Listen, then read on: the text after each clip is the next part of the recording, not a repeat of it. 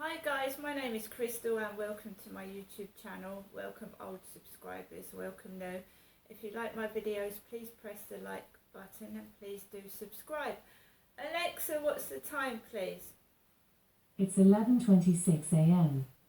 So here am I back in my flat from taking Max for a walk.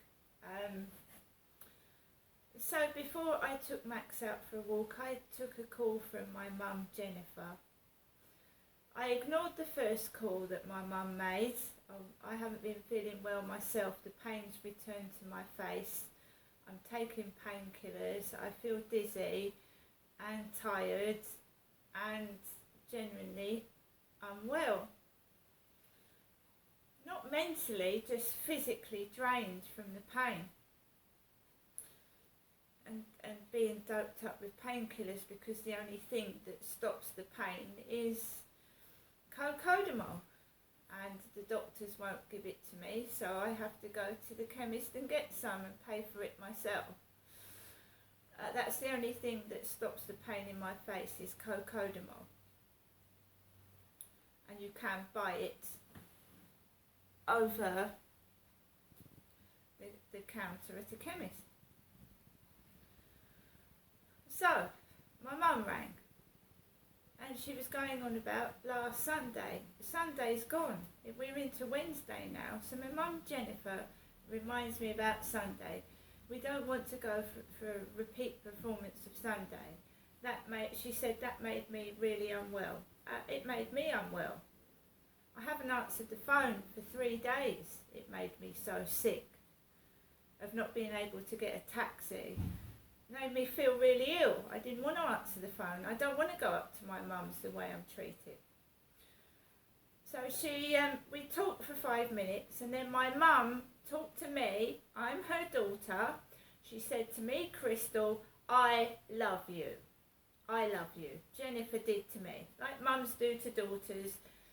You know, a son says I love you to his dad. There's nothing wrong with saying I love you to your daughter. Or even a son saying, I love you, mum, because you've brought them up, they're your kids. There's nothing wrong with saying, I love you to somebody. It's a term of endearment. So she said, I love you. And she said, give a kiss to Max for me. Max is my little chihuahua. Nothing wrong with that. That's a completely normal thing to do. So I goes out to my flat, walking across the Rochester Riverside, and I do that little video. Not feeling 100%. In front of me is a bald-headed Indian man that looks like Ben Palaram, my mother's mental health nurse. He was an Indian man with a bald head with grey bits around his side. So the guy is supposed to look like Ben Palaram, my mum's mental health nurse. Now that would upset my mum. It doesn't upset me. I have got no mental health workers. I suffer from anxiousness, anxiety and depression, from bullying, people taking the mickey out of me, bullying me. I went to the doctors about it a few years ago, calling me racist names and bullying me. So I walked past him, around the Rochester Riverside, past the co-op where a group of male workers sat down, and one looks like my eldest son with a beard and glasses. My eldest son has got curly hair, a beard and glasses. So they're all workers sat round across the coffee table drinking coffee. I go up the path to walk around the field. Max is feeling tired and he doesn't want to walk. Humans get like it. He doesn't feel like he wants to walk this morning. He's tired. So I hold him for a bit. And then this guy walks across the field with like a bag, like a shopping bag over his shoulder. And he's got a spotty Dalmatian dog. Right? And his dog starts bounding off towards me and Max. And it's not funny.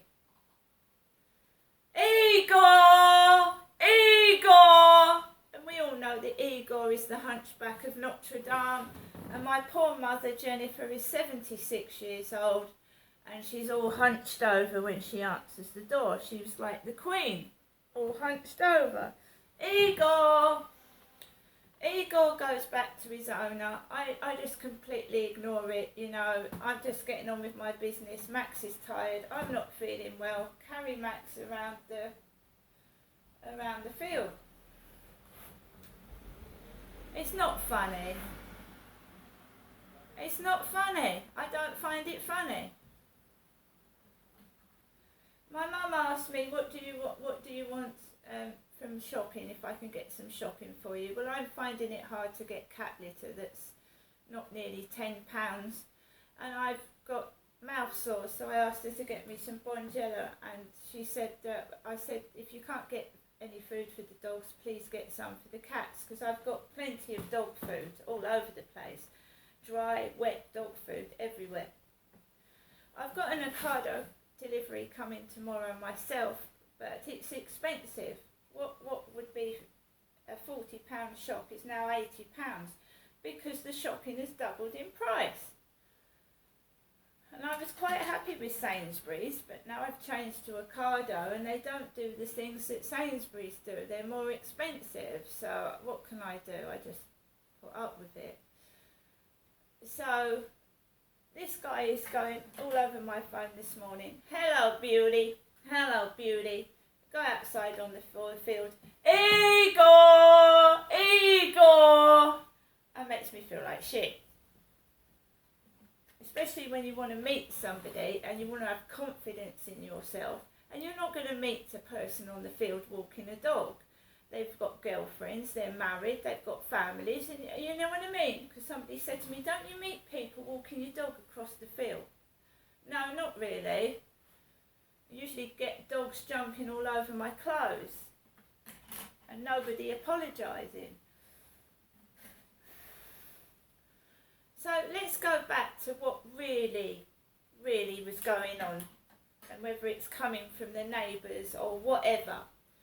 So the old lady downstairs with the cat asked me, Crystal, to go round to hers for a coffee yesterday. I'm a woman. I'm not a man, I'm a woman. So this old lady asked me to go round to hers for a coffee yesterday. So around lunchtime, I left my flat to go and knock on the old lady's door to go and have a coffee with her. Then a cameraman comes out of nowhere. He talks to the girl across the road. She's prettier than me. She's got brown hair. She's got glasses. She had a tight-fitting white top on, showing a lovely slim figure. She's about 30 years younger than me. I call her Olive in my diary. So she had a really short white tight top on, black leggings like I'd been wearing a couple of days ago, and the cameraman went over to her first. So she obviously didn't do an interview. So I get to the old lady's gate and this camera comes at me, this bloke with the camera. And he goes, do you mind answering a few questions for me, please? And I says, no, I don't mind asking a few questions. He went, do you know the crime rate's gone up in this area? He said, what's your name? I said, Crystal. He said, how do you spell that? Is that with a Z? I know I said it was a C. C-R-Y-S-T-A-L, Crystal. And he did a 15-second interview with me, well, not very long, maybe a minute at the most, how I felt living here. And then he said, thank you very much, and he left. And I'd been talking to this guy on WhatsApp before I left the flat. I've been talking to this guy that keeps calling me, hello, beauty, hello, beauty. And he sent me a picture of himself this morning in a pair of jeans with a black and white cat. And the old lady downstairs has got a cat. She's got a cat. So the lady that I was going to knock on the door was hoovering in what looked like a petticoat or a short dress. So in the background there was a lady hoovering in a petticoat, and she slammed the door shut like my mum does when I'm round there. So this guy, I'm going towards the old lady that asked me in for a coffee. Cameraman comes out of nowhere, interviews me with the camera outside this old lady's flat. Not my flat, I live on the first floor, and she's in a petticoat hoovering. And she suddenly slams the door shut like my mum does when I'm sat round hers. And then I went off to get myself a Costa coffee from the shop where my neighbour next door was working in. She works in there and she served me. And I didn't go back and have a coffee with the old lady. I came back into my flat, had the coffee and a Scotch egg for lunch. But, you know, doesn't it make you wonder if the neighbours are up to mischief? Doesn't it? Doesn't it sometimes wonder if your neighbours are up to mischief? Now, I was called, I wasn't personally called Igor, but this guy called Igor gets into the flat and there's a parcel for my next door neighbour. It's not mine. It's a parcel on the floor for my next door neighbour. And my mum does know the phone hurts my face. She does know that. And I'm not in a I don't want to repeat performance of Sunday. It's my mum, Jennifer, they're taking the mickey out of. She's bald on top, she wears heavy mascara and eyeliner, and it's not her fault she's hunched over. But in fact, they're taking the mickey out of my mum to cover up sexual abuse. Because my father was pretending I was his wife when he took me to caravan parks and on one occasion allegedly raped me. That is what they're doing, covering up abuse and trying to get away with it by making me feel horrible about myself. On to another subject, a bane of my life, wiring bras. Wire in bras that stick in your breasts when the bra gets worn out. These things stick out of the bra into your breastbone and your tits and are quite dangerous. Right? Underwired bras. Hate them. I do try to get one without underwiring, but very dangerous. That can actually stab you and make a hole in your chest and underneath near your ribs. Dangerous. Don't like underwired bras. I had to pull that out of my bra this morning because it was cutting into me. And a too tight bra can restrict your breathing. I'm going off to do what I've got to do.